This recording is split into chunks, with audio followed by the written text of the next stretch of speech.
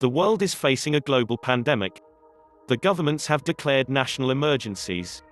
Empty streets. People locked in their houses. Does this sound like some doomsday movie plot? Probably yes. But unfortunately, this is what's happening in the world right now.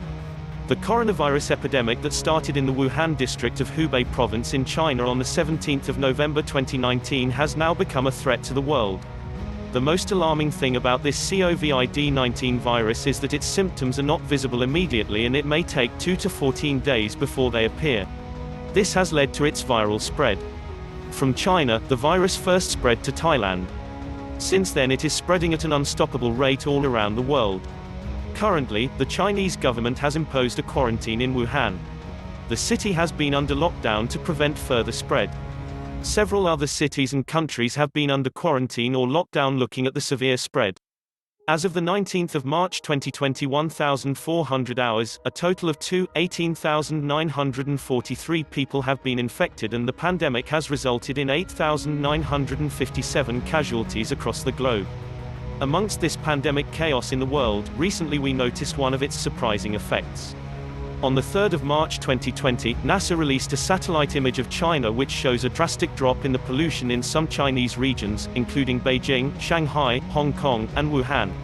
The map shows the level of atmospheric NO2 in the areas before and after the Chinese government imposed quarantine.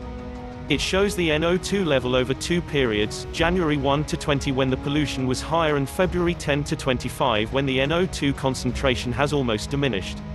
The pollution level in these regions generally drops during this time of the year due to Lunar New Year, but the decline has never been so stark. The emission reduction was first evident in and near Wuhan, but then eventually spread across the country.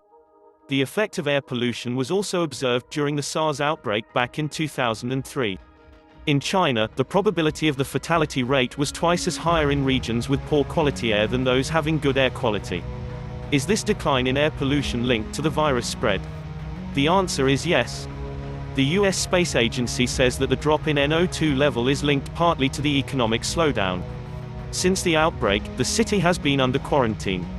Chinese authorities have shut down all local businesses and transportation to and from Wuhan.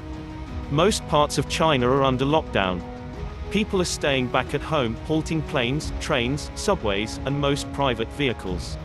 The operations of factories and power plants have been suspended. The curb in transportation and industrial emission is what has led to NO2 reduction. This has resulted in economic lockdown in China. It led to a positive impact as the major sources of pollution in China are industrial emissions from major manufacturing hubs and a surge in vehicular emission due to the increased population. The quarantine has put a rein on these factors.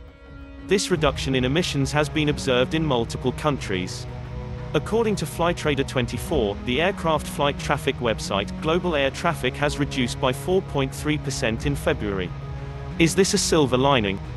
Although the reduction in pollution concentration seems like a positive outcome of this unfortunate COVID-19 outbreak, it is only short-lived.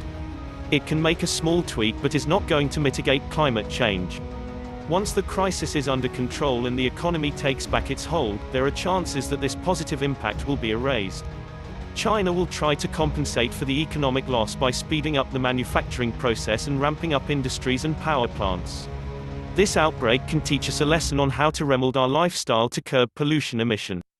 Reducing unimportant travel frequencies, opting for remote work, and using more greener ways of living are some ways we are learning that can help us in the long run.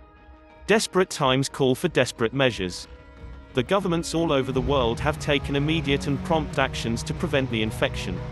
This shows that we can take strict measures for environmental protection also. The cleaner air currently will bring some relief to the people of China. But of course, it comes with an unimaginable cost of human lives. The world is united to fight the situation, and we need to focus on the cumulative emission to really solve the pollution problem.